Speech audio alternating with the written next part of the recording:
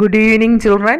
All of you are welcome to today's English class. I think all of you did the activities that we were discussing in the previous class. Now we are stepping on to the fourth unit. What is the title? Yes, work is worship. What is the meaning of work is worship? Yes, തൊഴിലാണ് ശരിയായ ആരാധന. തൊഴിലിൻ്റെ മഹാത്മ്യത്തെക്കുറിച്ചാണ് ഈ യൂണിറ്റിൽ പറയുന്നത്. നാം ചെയ്യേണ്ട ജോലികൾ കൃത്യമായി ചെയ്യണമെന്നും ഓരോ തൊഴിലിനും അതിൻ്റേതായ മഹത്വമുണ്ടെന്നുമാണ് ഈ യൂണിറ്റിൽ പറയുന്നത്. Okay children, look here. What do you see? Yes, a cartoon story. Can you identify the characters in this story? Yes, a grasshopper and some ants. Dear children, what are they talking about? Given here, look at it. Yes, the grasshopper is inviting the ants to play and enjoy the summer delights. What do the ants reply? Can you say? Yes, the ants replied, no, we have no time to play. We have to collect food for the rainy season. Then what do the grasshopper saying return? Yes, grasshopper says, don't bother about rainy season. Now we have plenty of food. Then what was the ant's reply? No, we have to finish our duty. We have no time to play. Okay children, can you say what will happen in the rainy season? Can you complete the rest of the story? Yes, here the ants were very wise. They did not pay attention to grasshopper words. They continued to work hard and collect food for rainy season. Then the season changed. The rainy days came. The grasshopper could not find a place to stay or anything to eat. Then grasshopper decided to go to the ants' home and begged for food. Grasshopper says to ants, friends, I am very wet. I am very hungry. Ants felt sorry for him. They welcomed him and served him food. The grasshopper thanks to them and he felt regretted. Grasshopper says to ant, friends, now I am realizing my mistakes. I am very sorry, dear friends. Now I knew that there is a time for work and there is a time for play. Dear children, if you will get a chance to meet grasshopper, what advice do you give to him? Then I will ask you one more question. Do you have learned anything from tiny ants? Yes. We have to do our duties properly in correct times and we have to conserve for the future also. Am I right? Yes.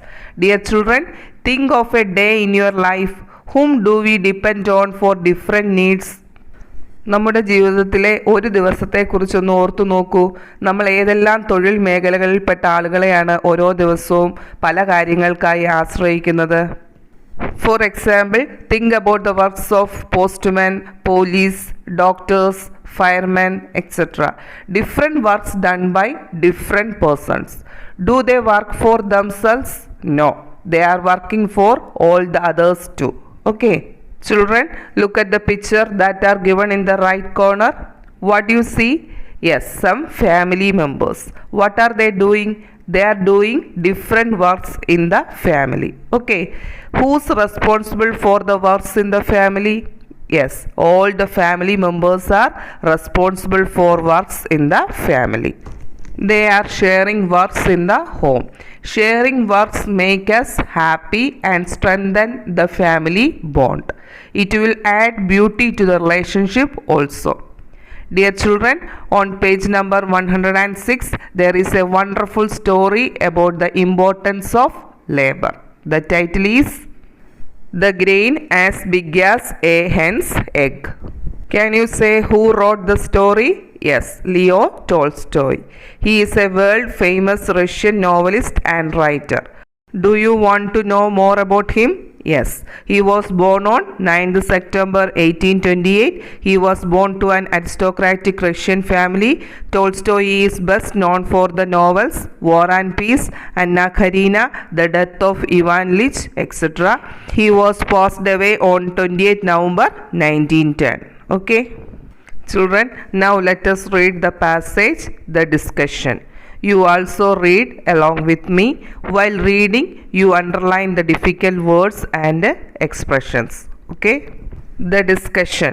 One day, some children found in a ravine an object shaped like a grain of corn with a groove down the middle but as large as a hen's egg. A traveler passing by saw it. He bought it from the children for a penny. He took it to the town and sold it to the king as it was a curious one. Children, did you find out the difficult words? Yes, I will tell you the meaning. Where did the children found an object shaped like a grain of corn? Yes, children found an object in a ravine. What do you mean ravine? Yes, ravine means a deep and narrow valley with steep sides. മലയാളത്തിൽ പറഞ്ഞാൽ മലയിടുക്ക്. മലയിടുക്കിൽ നിന്നാണ് കുട്ടികൾ ഈ ഒബ്ജക്റ്റിനെ കണ്ടെത്തിയത്. What do you mean groove? A long narrow cut on the surface of something hard. While observing the seeds, we can see these narrow cuttings. Okay. Then what do you mean penny? Yes, it is a small sum of money. Then what did the traveler do? Yes, he bought the object from the children for a penny and then he went to the town and sold it to the king. Why did he sell to the king? Yes, this object was a curious one, so he sold it to the king. Then what will happen? For this, read the next paragraph. The king called all his wise men and told them to find out what the thing was. The wise men thought and thought but couldn't make head or tail of it. A few days later, when the thing was lying on a window sill, a hen flew in and pecked at it till she made a hole in it. Then everyone saw that it was a grain of corn. Okay children, here is a usage in the passage that the wise men could not find out anything about the object.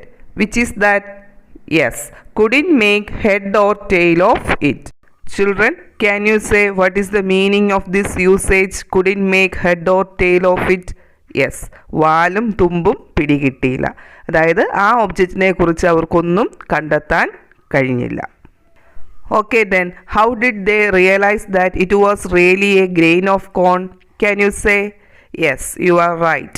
A hen flew into the windowsill and pecked at the corn.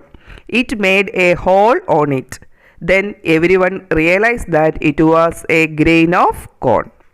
Do you know what happened to next? Yes, for this we have to read the next paragraph of this story. Children, you should note down the difficult words. Now let us read. The wise men went to the king and said, "It is a grain of corn."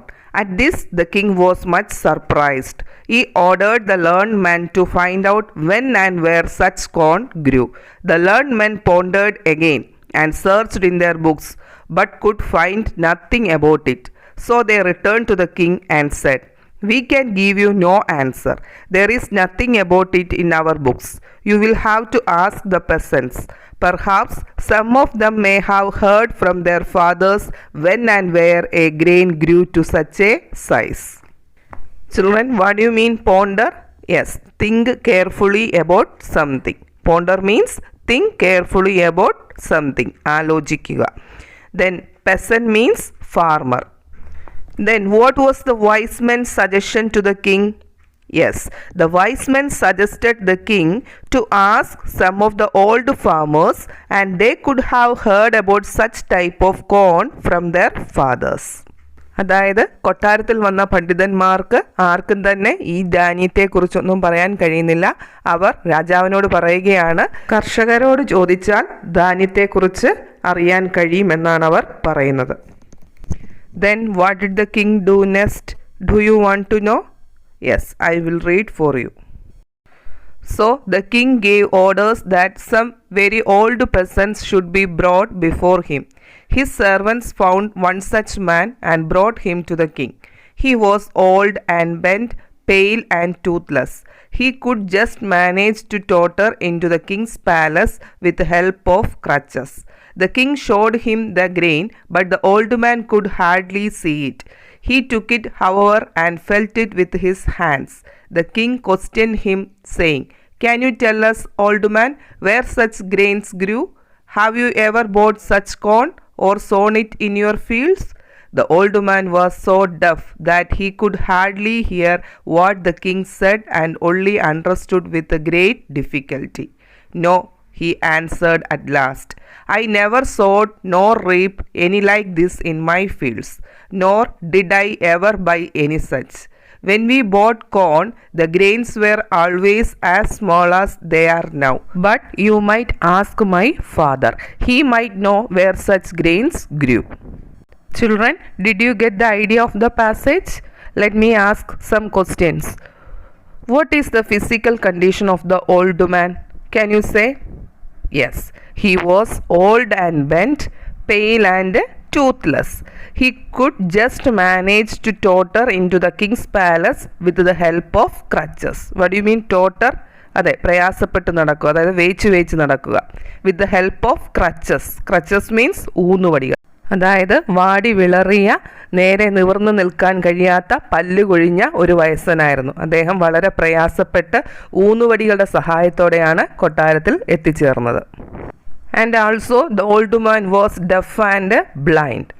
Can you say which sentence tells this old man was blind? Yes, the king showed him the grain, but the old man could hardly see it. Here, hardly denote the negative meaning. Hardly is used here to say not or not at all. It is a negative adverb. Later, we will do one activity by using hardly. Okay. Then, what did he say about the corn? Yes, he never sowed nor reaped any like this in his fields, or he didn't buy any such. Sometimes his father might know where such grains grew. Okay. Okay, my dear children, in the next class we will discuss the rest of the story. Now we will move on to the activities that are given in the page number 118 and 119. Okay. Children, please look at this activity. Read the sentences given below. Rewrite them using hardly. One is done for you. Already we discussed the meaning of hardly. We went through the sentence using hardly, isn't it? Yes. Hardly denote negative meaning. Hardly is used to say not or not at all. It is a negative adverb. Look at the example given here. The king showed him the grain, but the man could not see it. Then rewrite this sentence by using hardly. Look, the king showed him the grain, but the man could hardly see it. Here what we do? Yes, instead of not, we use the word hardly. Okay. Children, look at the first sentence. The old man was so deaf that he could not hear what the king said. Rewrite it. Yes, the old man was so deaf that he could hardly hear what the king said. Likewise, you should rewrite the rest of the sentences. Okay. Children, look at this activity. Read the following sentence from the story. The grain was as large as a hen's egg. We can split this sentence into two. The grain was large, a hen's egg was large. Here, these two sentences are combined by using as. Actually, we make comparison by using as. Okay. In this example, large is an adjective. Both the grain and hen's egg were large. So we combine these two sentences by using as. That is, as large as small as big as, then as fast as. In general, we can say that as plus adjective or adverb plus as. Okay. Now find out the appropriate pair of sentences from the table and combine using as. One is done for you. Kishore is tall. The appropriate pair is Anand is tall too. How will you combine? Yes, Kishore is as tall as Anand. Look at the next one. Nidin is young. Appropriate pair is Adul is also young. How will you combine? Yes, Nidin is as young as Adul. Look at the next one. Tindu Loka runs fast. The appropriate pair will be a deer also runs fast. How will you combine? Tindu Luca runs as fast as a deer. Okay. Likewise, you will combine the rest of the sentences. Okay. Now let me wind up today's class. Children, you should write down these activities in your notebook. Okay. Thank you.